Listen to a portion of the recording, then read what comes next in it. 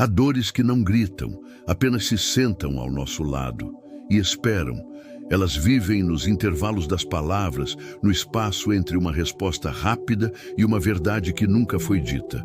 Dores que se escondem no automatismo dos dias.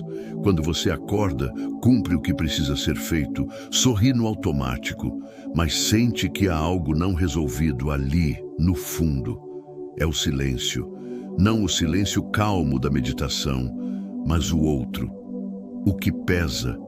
Aquele silêncio que grita quando tudo ao redor está quieto. O que bate no peito quando você ouve alguém dizer, está tudo bem. Mas dentro de você, uma voz responde, não está. Bruce Lipton nos ensina que o ambiente molda nossos genes.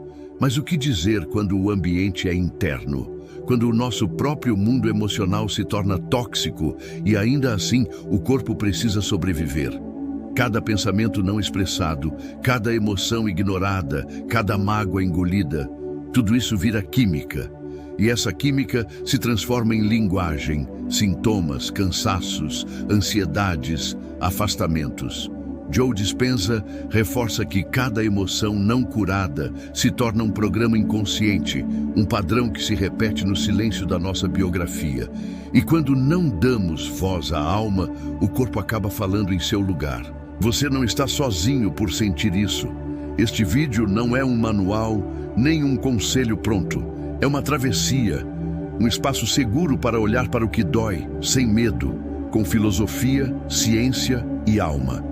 Agora, respire fundo e permita que o silêncio, por alguns minutos, fale a verdade que você tanto precisa ouvir.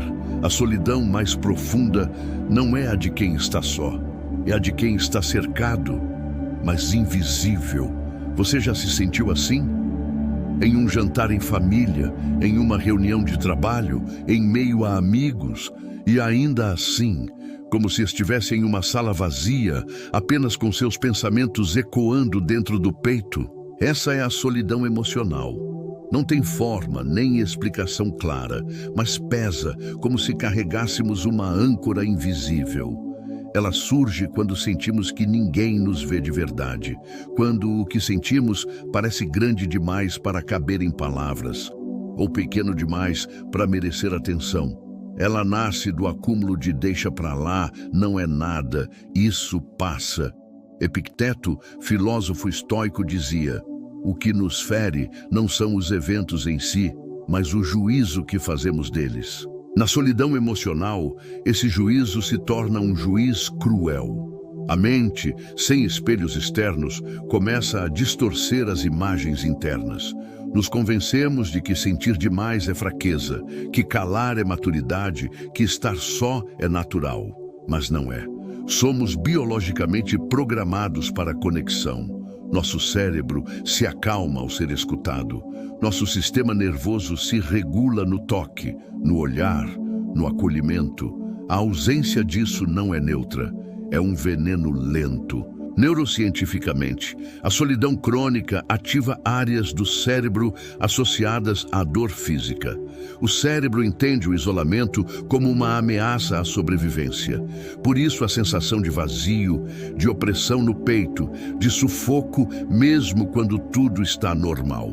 Mas a filosofia estoica também nos ensina que o autoconhecimento é libertador, que podemos nos tornar nossos próprios espelhos.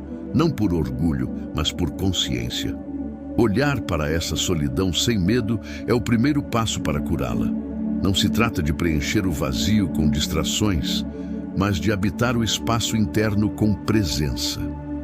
Como quem acende uma vela em um quarto escuro e, de repente, percebe que não estava só, apenas não enxergava. O silêncio começa como proteção, depois vira costume, e sem que se perceba, se transforma em armadura. Você já sentiu vontade de falar, mas algo dentro de você freou no último segundo? Uma trava invisível, como se sua voz estivesse engasgada na garganta da alma. A infância ensina isso cedo. Quando se chora e não se é acolhido, aprende-se a engolir o choro. Quando se grita e não se é ouvido, a mente arquiva. Falar não adianta. Assim nasce o hábito de calar. Não por escolha, mas por sobrevivência. Com o tempo, esse silêncio vai se moldando ao corpo. Ele deixa de ser apenas ausência de fala e passa a ser linguagem corporal. Ombros tensos, maxilar travado, respiração curta. O corpo vira armadura, não para enfrentar o mundo, mas para evitar que ele veja o que se sente. Segundo a neurociência, esse padrão se fortalece com o tempo. O cérebro é plástico. Aquilo que repetimos se torna automático. Calar diante do desconforto se torna reflexo. O silêncio vira hábito e o hábito vira identidade. Mas o preço é alto. O silêncio armadura impede feridas de cicatrizarem. Ele nos protege, mas também nos isola. Reprime a dor, mas também bloqueia a alegria. É como usar uma roupa grossa em pleno verão. Protege de cortes, mas impede o toque, o vento, o afeto. O estoico verdadeiro, ao contrário do que muitos pensam, não é aquele que cala o que sente, é aquele que compreende o que sente e decide como responder. Não reage com gritos, nem com omissão. Reage com sabedoria. Há força em quem fala com coragem, mas há ainda mais força em quem escuta a si mesmo, mesmo quando tudo dentro quer fugir. Então pergunte-se: o que você tem calado por tanto tempo que já nem lembra mais o som da sua própria verdade? O silêncio só protege até certo ponto.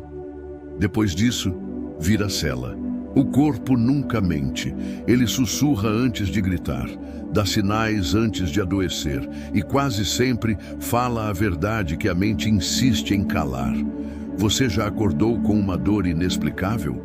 Um cansaço que o sono não resolve? Uma tensão que parece morar em você? Esses não são apenas sintomas físicos, são palavras não ditas, emoções represadas, histórias mal digeridas. Greg Braden ensina que há uma relação direta entre coerência emocional e saúde energética. Quando vivemos em dissonância, pensando uma coisa, sentindo outra, agindo de forma contrária, o corpo entra em conflito. A coerência cardíaca se quebra e o organismo responde. Ansiedade, dores nas costas, gastrites, insônias, fadiga crônica.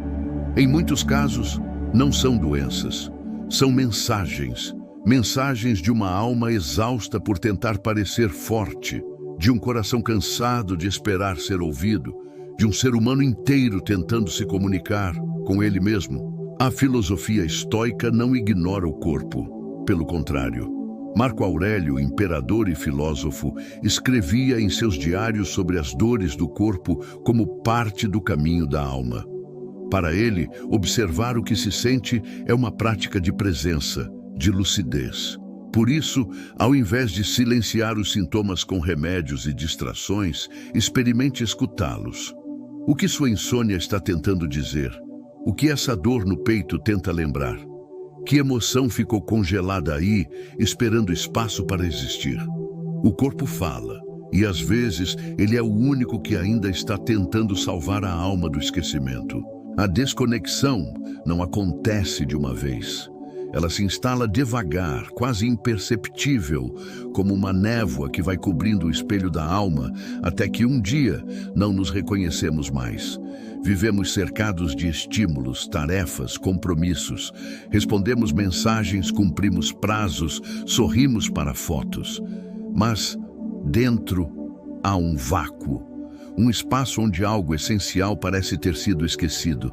É como andar em um labirinto com os olhos vendados, onde até o som da própria voz parece estranho. E o mais doloroso, ninguém percebe, porque de fora tudo parece bem. A desconexão nasce quando não nos escutamos mais, quando o que sentimos se torna irrelevante frente ao que esperam de nós, quando a imagem externa engole a essência interna. Sêneca, o sábio estoico, dizia: nenhum vento é favorável a quem não sabe para onde vai. Como saber o caminho se nem lembramos mais quem somos?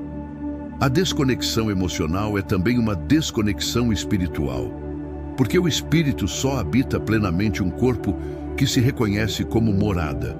E sem essa morada interna, Sem intimidade consigo mesmo, qualquer direção nos parece vazia.